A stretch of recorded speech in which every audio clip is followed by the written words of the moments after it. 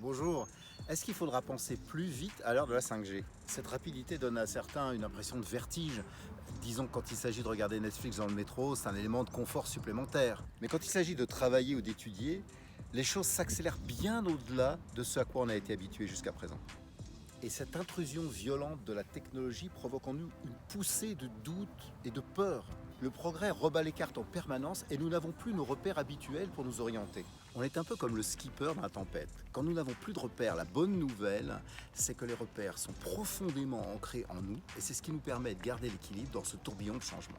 Au début, le progrès a commencé par savoir chasser, puis cultiver, puis on a fait du feu, on est passé de la bougie à l'électricité, on nous a mis un téléphone qui sait tout faire entre nos mains, et maintenant on ajoute à cette panoplie la 5G. Cette panoplie, on pourrait appeler ça le hard, un peu comme les éléments techniques d'une machine. Mais tout ça n'est rien sans le soft.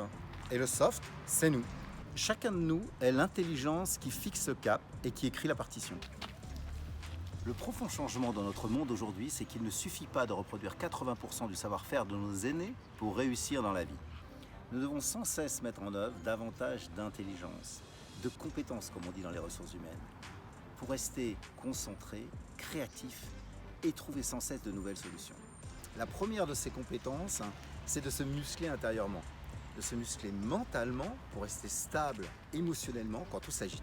Le but est de préserver notre capacité à réfléchir en ayant le recul suffisant pour penser juste en restant serein. La 5G ne nous fera pas penser plus vite, mais elle nous invite à penser plus juste.